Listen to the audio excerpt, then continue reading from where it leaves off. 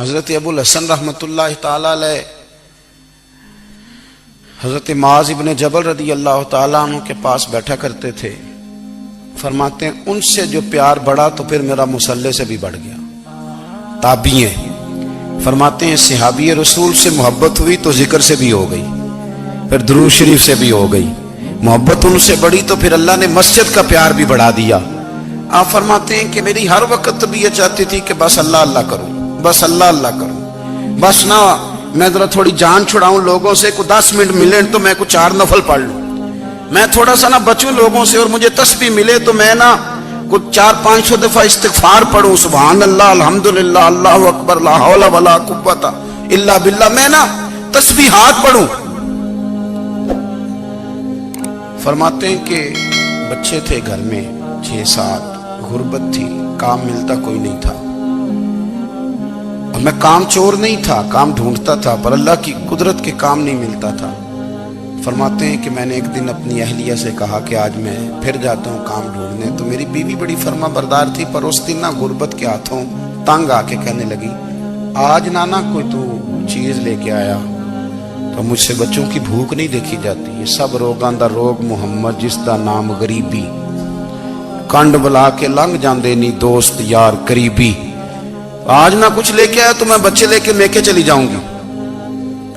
شیخ فرماتے ہیں کہ میں بڑا پریشان گھر سے نکلا, پر میں نے صبح سے لے کے زور تک کام ڈھونڈا, کام ملا کوئی نہیں. تو میرے دل میں خیال آیا چلو کام نہیں ملتا تو اللہ اللہ تو کرے نا, چلو بندوں کی مزدوری نہیں ملتی تو رب کریم کی عبادت ہی کرتے ہیں. فرماتے ہیں کہ میں نے نا فرات کے پانی سے وضو کیا, نہر کے, شدید دھوپ تھی, ساتھ ریت تھی اور ریت تپ رہی تھی. میں نے اپنا رومال وہیں مصلی کے طور پر بچھا لیا, اور فرماتے ہیں کہ زور سے لے کر عصر تک نماز پڑھی. دھوپ بھی پورے زور پہ, پر میرے سجدے کا ذوق بھی پورے زور پہ. فرماتے ہیں سورج بھی چمک رہا ہے اور رب کی عبادت کا ذوق بھی پورے زور پہ. میں سجدہ کروں تو پھر میرا اٹھانے کو جی نہ چاہے. میرے استاد لکھا کرتے تھے, یہ ان کا شعر ہے, وہ کہا کرتے تھے مجھے سوز دے, مجھے ساز دے, اور مجھے نیم شب کا نیاز دے, دم سجدہ خود کو میں توڑ دوں, مجھے ایسا ذوق نماز دے. اور میں تیری بہار کا پھول ہوں, میں کھلا بھی ہوں تو تیرے لیے, مجھے میری شاخ سے توڑ لے, مجھے اپنی زلف کا ناز دے. بھائی فرماتے ہیں کہ عصر تک میں نے نفل پڑھے, دل ڈھلنے لگا, عصر کی نماز پڑھی اور میں وہاں سے چلا. اب میں جب نکلنے لگا تو دل میں خیال آیا کہ چھوٹی چھوٹی دیواریں ہیں گھر کی, بغیر کچھ لیے جاؤں گا تو بیوی دور سے دیکھے گی تو شور کرے گی کہ پھر خالی ہاتھ آ گیا ہے. کہتے میں نے اپنے اسی رومال میں جس میں میں نے نماز پڑھی تھی نا, رومال میں کی عقید پنجابی جسافہ کہتے ہیں, اسی میں نا میں نے کچھ ریت بھر لی کہ وہ دور سے دیکھے گی تو سمجھے گی کچھ لے کے آیا ہے, چلو جا کے اسے بتا دوں گا کہ آج پھر مزدوری نہیں ملی. کہتے ہیں وہ ریت لے کر جب میں گھر میں گیا تو پہلے بیوی دروازے پہ کھڑی ہوتی تھی, پوچھتی تھی خالی ہاتھ آ گئے ہو, آج میں نے دیکھا تو ہے ہی کوئی نہیں. فرماتے ہیں میں اندر داخل ہوا, سلام لیے, کونے میں میں نے وہ رومال رکھ دیا اور میں نے آواز دی کہ بھلی مانس کہاں ہو. تو وہ کہنے لگی آپ منہ ہاتھ دھو لیں, میں روٹی لے کے آئی. میں نے کہا روٹی کہاں سے آ گئی, یہاں تو کئی دنوں کے فاقے, تو کئی دنوں کی غربت ہے, یہاں تو اس گھر میں تو فقیری ہے. فرماتے ہیں کہ وہ روٹی لے کے آئی اور اس وقت کی جو موجودہ نعمتیں تھیں, سمجھ لیں سلاد, اچار, ہر چیز ساتھ لائی. میں نے کہا کہ بچے کہاں گئے, کہنے لگی وہ کھانا کھا کے کھیلنے گئے, آپ کھانا کھا لیں آ جاتے. کھانا اس نے چن دیا. میں نے حیرت انگیز لہجے میں ساری نعمتیں اپنے دسترخوان پہ دیکھ کر کے بیوی سے پوچھا یہ کہاں سے آیا کھانا, بچوں کو تو نے کہاں سے کھانا کھلایا, یہ سارا کچھ کیسا ہے. کہنے لگی پتہ نہیں آج آپ کس کریم کی مزدوری کرنے چلے گئے تھے, پتہ نہیں کس کریم کی, میرے گھر میں تو اتنی نعمتیں آئی ہیں کہ مجھ سے سنبھالی نہیں جا رہی, اتنا اناج ہے, اتنا گندم ہے, کس کریم کے دروازے آج چلے گئے تھے.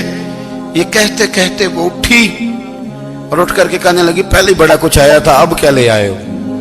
اور جا کر کے نا اس نے وہ ریت والا رومال کھولا کہنے لگے میں تو لے کے آیا تھا ریت، تو میرے رب نے اسے بھی سونے اور ہیرے بنا دیا تھا۔ جب آپ کی توجہ اللہ کی جانب، میرے نبی پاک صلی اللہ تعالی علیہ وسلم نے فرمایا ہر چیز اپنے رب سے مانگ، ہر چیز مانگ، ہر چیز مانگ۔ یا رسول اللہ کیا کچھ؟ میرے محبوب نے فرمایا تیرے گھر میں نمک بھی ختم ہو جائے تو وہ بھی اپنے رب سے مانگا کر، تو مانگنا وہ تجھے دے گا، تو اس کی بارگاہ میں کشکول طلب دراز تو کرنا۔ اور ترمذی شریف میں عجیب لفظ ہے، رسول کائنات نے فرمایا، رب کریم فرماتا ہے جب میرا بندہ ہاتھ اٹھاتا ہے نا تو مجھے حیا آتی ہے کہ میں خالی کیسے لوٹا دوں اس کے، اتنے بڑے بادشاہ کی بارگاہ میں۔ او بھائی، لوگوں سے عزتیں تلاش کرتے ہو تو وہ کیا تمہیں عزت دیں گے؟ وہ تو کل اچھا کہتے ہیں پرسوں برا کہنے لگ جاتے ہیں۔ لوگوں کے سامنے گڈ بک میں آنا چاہو گے تو وہ تو سویرے تمہارے بارے میں کچھ کہیں گے، شام کچھ اور کہیں گے۔ اپنی روحانی زندگی آباد کریں، اپنے مسلح کو وقت دیں، اور دنیا سے چھپ کر اس موبائل کو بند کر کے اور اپنے آپ سے بھی چھپ کے اور تنہا ہو کے چھپا کے سارا کچھ اپنے آنسو اپنے رب کی بارگاہ میں پیش کریں، اس کے حضور حاضری دیں۔ سنو نا ترمذی کی حدیث، اور اسے یاد رکھنا، نبی پاک علیہ السلام نے فرمایا اپنے دکھ لوگوں کے سامنے نہ بیان کرنا، سیٹھوں نوابوں کو نہ بتاتے پھرنا، دنیا داروں کے سامنے جا کے نہ رونا کہ میں تکلیف میں ہوں۔ فرمایا اگر دنیا داروں کو دکھ بتاؤ گے رب تمہیں کبھی غنی نہیں کرے گا، اور لوگ ہیں کہ الٹا مذاق اڑائیں گے۔ آپ کی جس سے بڑی پکی یاری ہے نا، پکی، وہ تب تک پکی ہے جب تک آپ نے 50,000 مانگا نہیں، اور جس وقت آپ نے کہہ دیا کہ میں مجبور ہوں میری مدد کر تو پھر ختم ہو گئی دوستی۔ لوگوں کی تعلقات آپ کے ساتھ تب تک ہیں جب تک آپ ان سے کوئی ضرورت وابستہ نہیں کرتے۔ کریم محبوب فرمانے لگے بندوں کے سامنے دکھ نہ بیان کرنا، اللہ تجھے کبھی غنی نہیں کرے گا۔ تو اپنے دکھ اپنے رب کو بتا، تو دعائیں مانگ، تو اس کی بارگاہ میں حاضر ہو، تو اس کے حضور عرض کر۔ فرمایا اپنے دکھ اپنے رب کو بتا، وہ جلدی کرے یا دیر سے کرے تجھے ساری دنیا سے بے نیاز کر دے گا، تجھے کسی کا محتاج نہیں رہنے دے۔